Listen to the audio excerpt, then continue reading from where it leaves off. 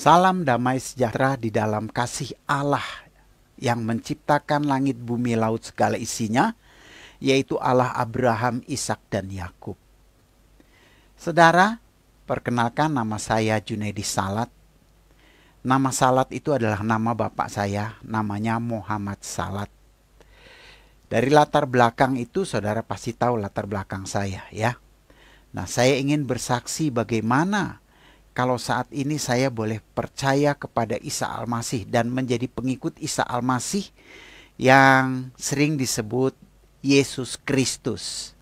Saudara yang dikasih Tuhan, saya lahir dari keluarga yang pas-pasan. Bapak saya pegawai negeri dan ibu saya ya ikut suaminya. Dari hasil perkawinan mereka, maka lahirlah 14 orang anak. 2 tidak sempat hidup, jadi tinggal 12. Saya anak ke-8, saudaraku. Hidup kami masa lalu itu sangat pas-pasan, saudaraku ya. Nah, saudara, saya sangat bercita-cita menjadi orang yang kaya dan terkenal. Itu dari kecil. Dan saya bersyukur bahwa Allah mengaruniakan kepada saya talenta, yaitu talenta bermain musik, ya, dimana senang sekali bermain musik. Sejak kelas 5 SD saya belajar gitar dan terus menerus sampai dewasa.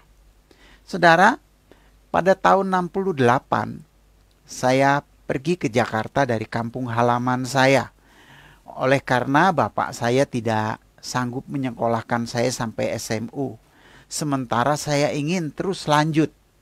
Lalu saya meninggalkan kampung halaman dan saya hijrah ke Jakarta.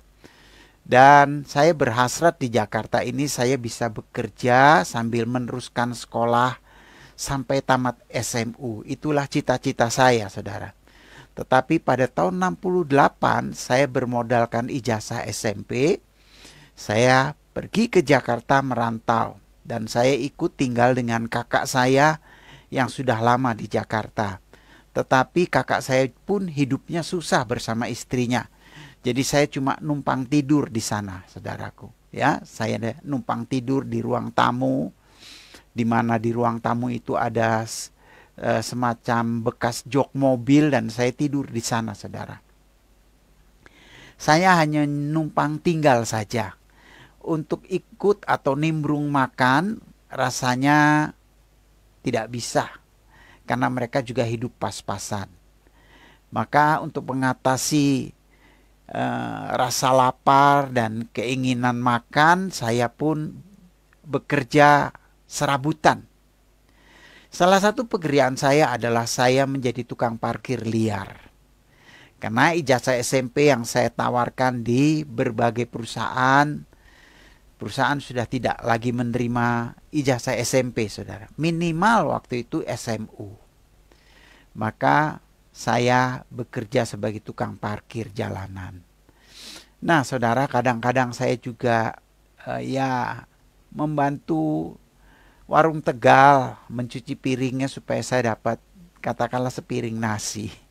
Begitu, saudara, masa lalu saya tahun 68. Begitu sulitnya. Tetapi tahun 69 saya melihat Gubernur Ali Sadikin itu membuka Taman Ismail Marzuki.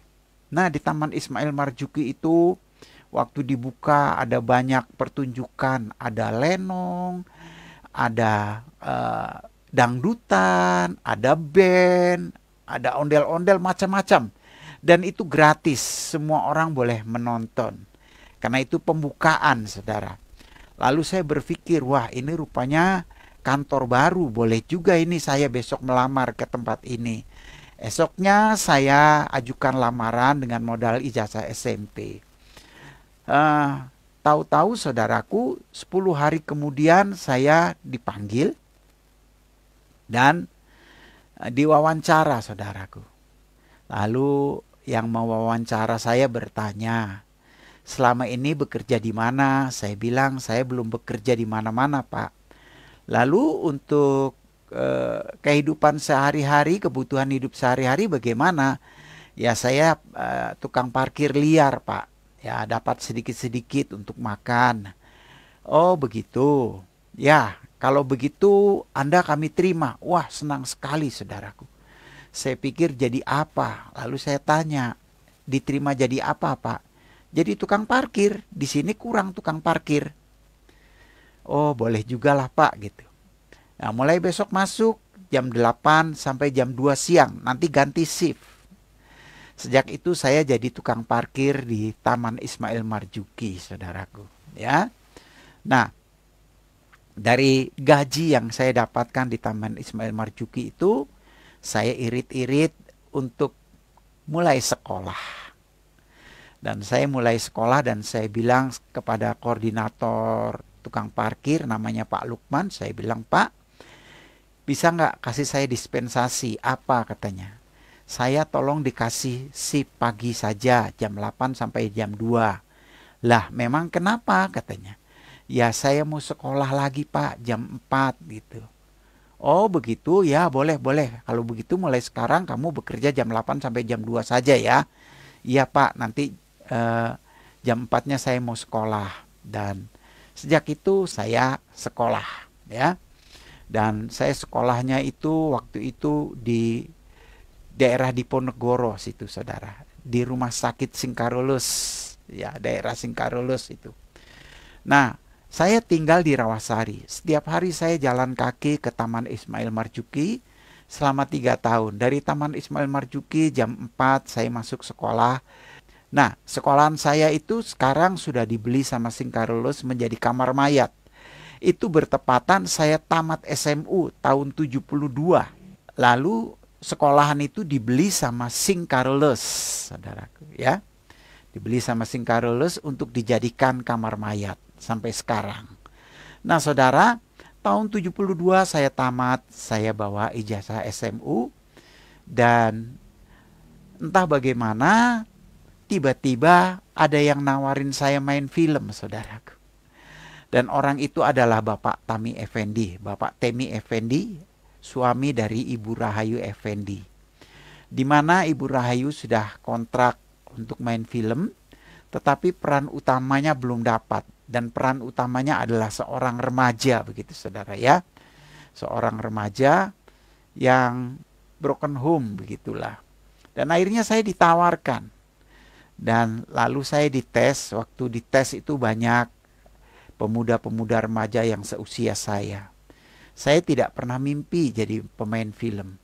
Waktu saya sekolah, banyak sekali kakak-kakak saya suka tanya, kamu memang cita-citanya jadi apa? Saya selalu bilang, saya ingin jadi orang kaya dan terkenal. Itu yang saya sampaikan kepada mereka.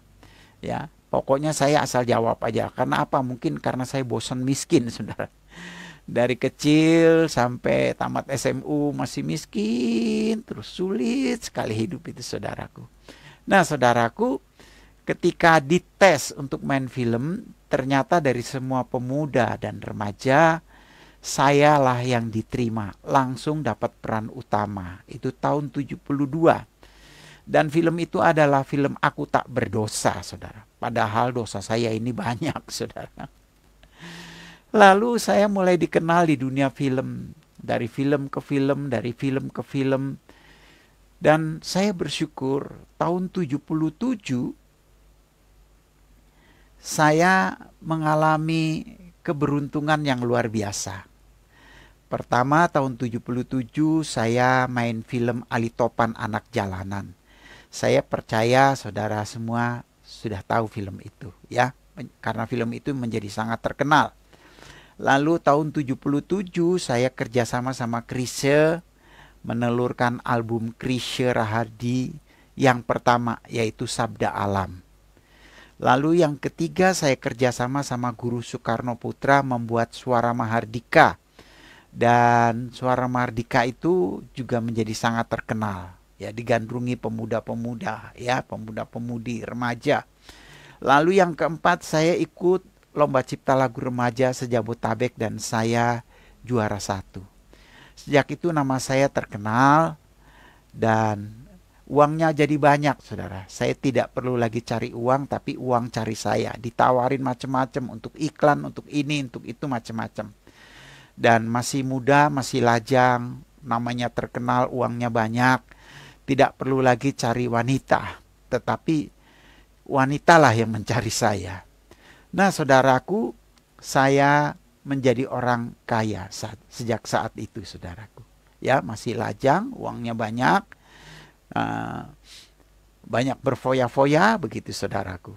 Nah, saudara yang dikasih Tuhan, lalu setelah saya punya modal, tahun 77-78 saya menikah. Dari pacar-pacar saya yang begitu banyak, ada satu wanita yang saya kok sangat sayang sekali sama dia. Saya juga tidak tahu. Yang saya tahu, rasa kasih sayang itu datang dari Tuhan. Tuhanlah yang membuat hal itu. Dan singkat kata, dengan dialah saya menikah, dan pernikahan kami melahirkan 2 orang anak laki-laki. Saudara, kami berbeda agama, ya. Dia Kristen, saya Islam, dan kami seringkali ribut soal agama. Padahal sebetulnya kami sama-sama bodoh. Ya, tidak memahami apa itu Kristen, tidak memahami apa itu Islam. Bagi saya pokoknya Islam itu ya sholat, ngaji, ya melakukan tugas-tugas lah, puasa, segala macam. Nah, saudara, saya seringkali konflik dengan istri saya soal agama. Dan saya seringkali mengejek dia.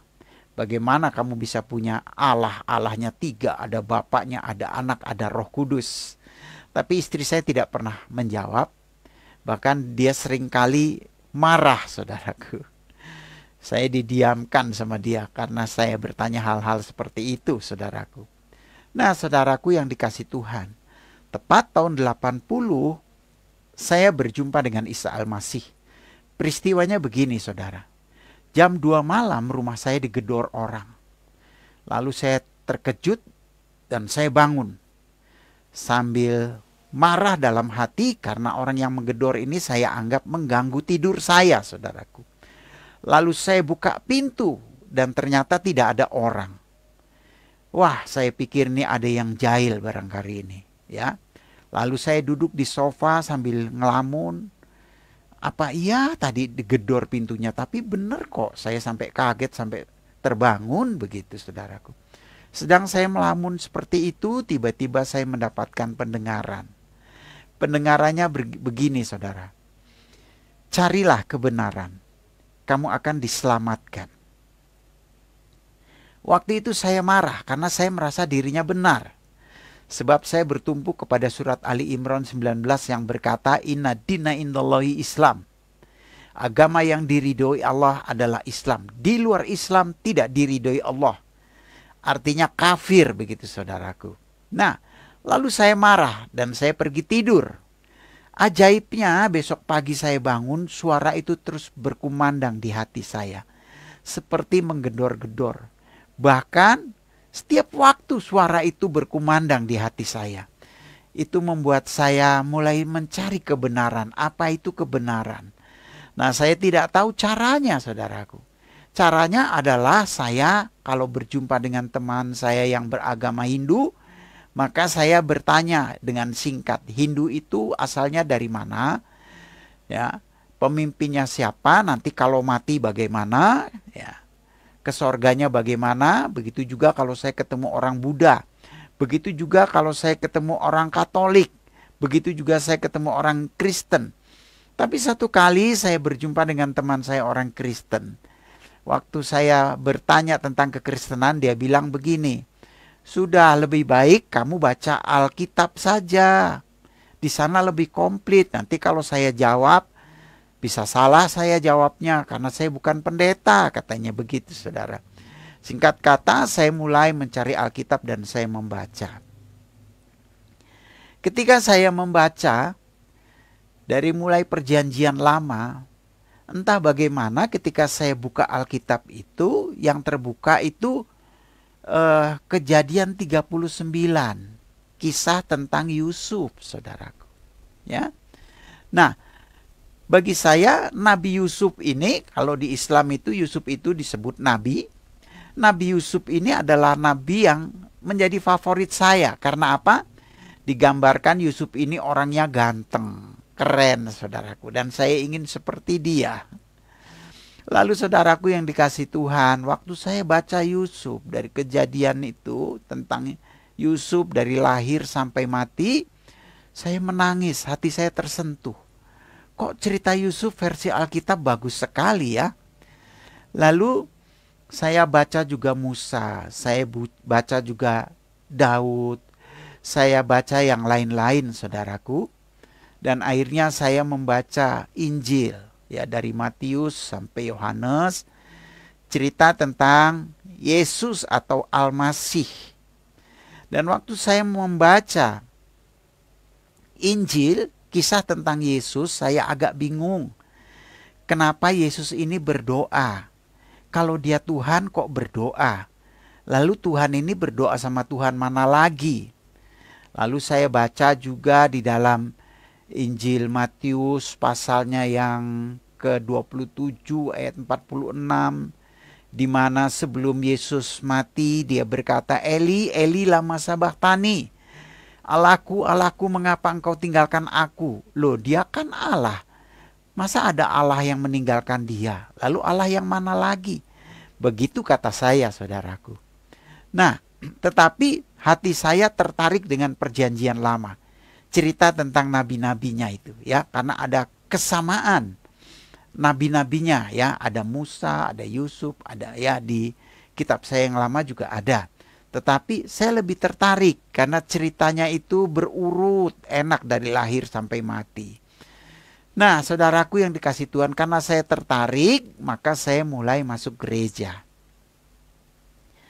Ketika saya masuk gereja, saya duduk di belakang, saya perhatikan orang-orang Kristen di gereja ini enak sekali ya. Ada yang pakai sendal, ada yang pakai sepatu, menghadapnya juga boleh kemana-mana. Baju mereka ada yang putih, ada yang merah, ada yang hijau gitu ya. Bahasanya juga bahasa yang mudah dimengerti, saya perhatikan. Tetapi belum menyentuh saya. Yang kelima kalinya saya masuk gereja itu menyentuh saya. Menyentuhnya apa saudara? Kok di hati saya berpikir, Kristen ini kok agama yang mudah sekali ya? Baik dari sudut bahasa maupun menghadap, lalu mudah dimengerti, nyanyi-nyanyiannya juga gampang dimengerti dan dipahami saudara ya. Lalu saya berpikir, ya, Allah itu kan punya sifat maha pengasih, lagi maha penyayang. Kalau Allah itu punya sifat pengasih dan penyayang, pasti Allah itu nggak pernah nyusahin, saudaraku. Dan saya melihat Allah yang nggak nyusahin itu adanya di Kristen. Kenapa? Dari segala sudut itu mudah. Dan saya pikir, benarlah kalau Allah itu nggak nyusahin. Kenapa? Karena Allah tahu bahwa hidup kita ini susah, saudara. Coba saudara pikirkan. Sekolah susah, tidak sekolah juga susah. Saudara akan menjadi orang bodoh. Kerja susah, tidak kerja saudara nggak dapat penghasilan apa-apa. Karena itu Allah yang baik, Allah yang penuh kasih itu memang tidak pernah nyusahin kita. Akhir kata saya mulai tertarik dengan kekristenan. Tapi untuk percaya, menerima Isa Al-Masih sebagai Tuhan dan Juru Selamat saya, ada halangan. Halangannya apa? Saya takut terbuang keluarga. Sampai akhirnya saudaraku yang dikasih Tuhan, dalam satu momen saya berdoa di dalam mobil, di mana waktu itu saya harus menyelesaikan 3 lagu di daerah Roxy di studio Graha Intinada. Di mana 3 lagu itu harus saya selesaikan pada hari itu. Lalu ketika saya berjalan ke arah Roxy di Cideng Barat itu, saya bawa mobil, saya ngomong begini, Yesus, kalau engkau memang benar-benar Tuhan, yakinkanlah saya. Saya ini bingung, mau jadi Kristen saya takut dengan keluarga. Mau tetap dengan agama yang lama kok saya kayaknya kurang simpati ya. Begitu saudaraku. Dan apa yang terjadi, saya dijamah. saya menangis sejadi-jadinya. Dalam tangisan itu saya tertelungkup di setir mobil, dan ada suara yang berkata, "Akulah Yesus, Tuhan dan Juru Selamat dunia. Kalau kamu tidak percaya, kamu mati." Jadi saya pikir kalau saya tolak Yesus, nyawa saya dibetot, saya mati pada waktu itu. Saya pikir seperti itu. Ternyata kata mati di sana adalah mati rohani, saudaraku. Dan manusia kalau rohaninya sudah mati, ya tinggal tunggu kematian jasmani dan masuk penghukuman kekal. Lalu apa yang terjadi, saudara? Selesai, saya bilang, "Saya terima Engkau Tuhan Yesus." Ada kelegaan yang luar biasa. Ada damai yang luar biasa. Ada ketenangan yang tidak pernah saya dapatkan selama ini, saudaraku. Ya. Dan saya starter mobil dan saya masuk ke studio rekaman. Di studio rekaman itu ada banyak teman-teman musik saya yang beragama Islam. Ya, saya dengan polos berkata kepada mereka, "Kamu harus percaya dengan Isa Al-Masih atau Yesus, karena dia itu adalah Tuhan dan Juru Selamat dunia. Kamu kalau tidak percaya, kamu mati." Maka teman-teman saya itu banyak yang mencibir, banyak yang bilang saya ini kemasukan jin Kristen, saya ini sudah gak waras dan lain sebagainya. Saya tidak peduli, saudara. Tapi sukacita yang saya terima itu luar biasa, melampaui segala akal. Ya, senang sekali, hati itu gembira luar biasa. Setelah saya menyelesaikan 3 lagu, saya pun pulang ke rumah. Dan ketika saya pulang ke rumah, saya jumpa dengan istri saya. Saya peluk istri saya menangis, saudaraku. Lalu istri saya bertanya, "Ada apa, Pak?" Saya bilang sama dia, "Yesusmu itu memang benar Tuhan." Wah, dia terkejut, dia peluk saya dan dia menangis. Dan dia berkata, "Terima kasih Tuhan Yesus." Saudara, saya bilang sama istri saya, "Tolong cari pendeta, Ma. Kita bikin ibadah di rumah ini." Itulah pertama kali saya menjadi orang percaya, saudaraku. Dan sejak itu saya belajar Alkitab untuk membekali diri saya. Dan juga saya kembali belajar kitab saya yang lama, juga untuk membekali diri saya apabila keluarga saya bertanya. Benar, saudara. Apa yang terjadi ketika keluarga saya tahu saya menjadi orang Kristen, saya pun dihakimi. Nah, saudaraku, tapi saya tidak takut. Kenapa? Karena saya sudah menemukan kebenaran. Karena saya sudah belajar lagi kitab saya yang lama. Dari kitab saya yang lama lah saya memberikan jawaban tentang Isa Al-Masih yang adalah satu-satunya juru selamat. Apa kata Al-Quran tentang Isa Al-Masih? Isa Al-Masih itu wajihan fid dunia wal akhirat. Orang yang memiliki kebesaran di dunia dan di akhirat. Isa Al-Masih itu lahir dari firman dan roh. Ya. Lalu Isa Al-Masih itu orang yang mati dan bangkit kembali. Itu Isa Al-Masih. Dan tidak ada nabi yang seperti itu yang tertulis dalam Al-Quran. Baik Musa maupun nabi-nabi yang lain tidak ada yang seperti dia. Tidak pernah Al-Quran menuliskan Ibrahim itu orang yang memiliki kebesaran di dunia dan di akhirat. Atau Musa itu orang yang memiliki kebesaran di dunia dan di akhirat. Atau Muhammad itu orang yang memiliki kebesaran di dunia dan di akhirat. Tidak pernah ada tertulis seperti itu. Tapi Al-Quran jelas menyatakan Isa Al-Masih orang yang memiliki kebesaran di dunia dan di akhirat. Lalu satu-satunya yang lahir dan mati dan bangkit kembali ya cuma Isa Al-Masih, tidak ada yang lain. Lalu Isa Al-Masih itu orang yang memberitahukan tentang hari kiamat dan dia adalah jalan yang lurus. Begitulah kehidupan saya waktu itu dan saya belajar banyak tentang Isa Al-Masih dan itu sangat menguatkan iman saya. Saya sudah menemukan kebenaran.